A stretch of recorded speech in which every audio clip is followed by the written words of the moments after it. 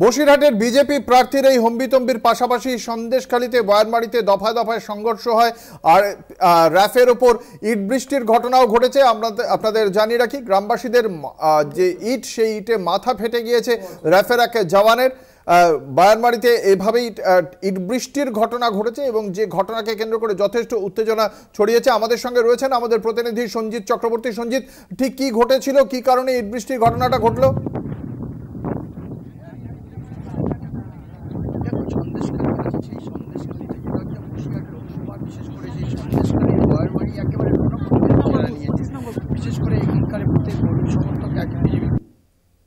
তৃণমূল আশ্রিত দুষ্কৃতীরা এই নিয়ে কিন্তু দুপক্ষের মধ্যে রীতিমতো সংঘর্ষ বেড়ে যায়, একে অপরের উপরে হামলা চলে। বেশ এই নিয়ে 4 জন জখম হয়। ইতিমধ্যে তৃণমূলের অঞ্চল সভাপতির মাথা ফেটেছে, বিজেপি কর্মী সমর্থকদের মাথা ফাটিয়েছে, মোট 4 জন জখম হয়েছে। তারপরে এই ঘটনার জেরে উত্তপ্ত হয় গ্রামের মানুষ। তারা বলে যে পরিকল্পিতভাবে তাদের উপরে হামলা চালানো হয়েছে। কিন্তু এই অভিযোগের ভিত্তিতে তারা কিন্তু দফায় দফায় বিক্ষোভ দেখাতে শুরু করে। একদিকে যেমন কলকাতা বাসন্তী রায়ের যে বয়ারমারি যে চুচুড়া পাড়া রয়েছে, সেই এলাকায় কিন্তু তারা অবরোধ বিক্ষোভ করেন এবং সেখানে যখন অবরোধে নামেন সেই সময় পুলিশ আসলে রীতিমতো সেই পুলিশের সঙ্গে রণক্ষেত্র চেয়ারে নাই। আমি সেই নমুনাটা তোমাকে আবার দেখানোর চেষ্টা করবো। দেখো, যত্র যে ইট, এই ইট কিন্তু পড়ে রয়েছে।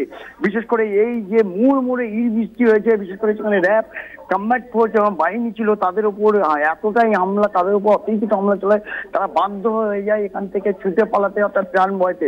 ইতিমধ্যে তাদের 5 জনকে আটক করা হয়েছে। গ্রামবাসীর পক্ষ থেকে তাদের দাবি করা হচ্ছে এই 5 জনকে নিঃশর্ত মুক্তি না দিলে তারা এই অবরোধ বিক্ষোভ কর্মসূচি চালিয়ে যাবে।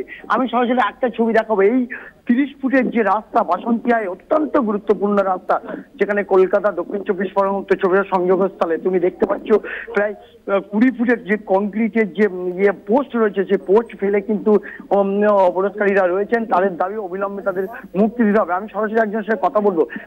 আপনাদের মূলত দাবিটা কি চাইছেন? আমাদের দাবি, আমাদের বাড়ির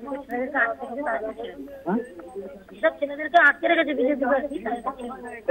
জরুরি পরিষেবা তো যারা আছে অ্যাম্বুলেন্স, তারাও তো আটকে যাচ্ছে না, তাদেরকে ছেড়ে দিচ্ছে। তাদের কাছে অ্যাম্বুলেন্স আমরা কোনো আটকাইনি। এক পুলিশ কর্মী আহত, তারা যেতে পারেনি, ইতিমধ্যে অভিযোগ করেছে। কি বলবেন সেটা? পুলিশ আমাদের গায়ে হাত দিয়েছে, পুলিশ কর্মী আমাদের গায়ে হাত দিয়েছে, তাই আমরা যেতে এই যে এত ইটের পরে যে এই ইট বৃষ্টি সব পুলিশ করেছে।